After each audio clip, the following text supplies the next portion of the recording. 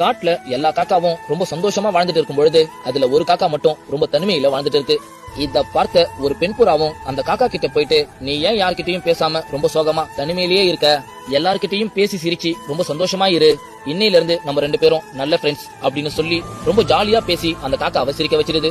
அந்த பெண் புறாவும் ஒவ்வொரு நாளும் அந்த காக்காவை தேடி வந்து அவங்க 2 பேரும் சேர்ந்து ரொம்ப சந்தோஷமா விளையாடுவாங்க. அந்த காக்காவுக்கு அந்த புறாவை ரொம்பவே பிடிக்க ஆரம்பிச்சிருச்சு. திடீர்னு ஒரு 5-6 நாளா அந்த பெண் புறா அந்த காக்காவை தேடி வர்றதே இல்ல.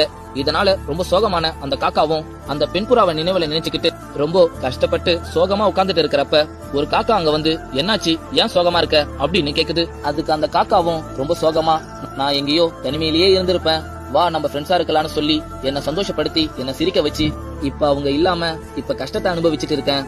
இத்தனை நாள் நான் தனிமையில தான் இருந்தேன், ஆனா நிம்மதியா இருந்தேன். ஆனா இப்ப சில உறவுக்கும் சந்தோஷத்துக்கும் ஆசைப்பட்டேன். இப்ப அவங்க இல்லாம கஷ்டத்தை அனுபவிச்சு இப்ப நிம்மதி இல்லாம இருக்கேன். இத்தனை நாள் நான் தனிமையில இருக்கிறது தான் ஒரு கடுப்பான விஷயம்னு நினைச்சுக்கிட்டு இருந்தேன். கடைசியில இப்பதான் புரியுது அந்த தனிமையில தான் நம்மளுடைய நிம்மதியும் இருக்குன்னு. சந்தோஷமா பேசி சிரிச்சு ஆசையை வளர்த்துக்கிட்டு கடைசியில மனசுடைஞ்சு உட்காரத்தை விட தனிமையில இருக்கிறது தான் சிறந்த வழி அப்படின்னு சொல்லுது.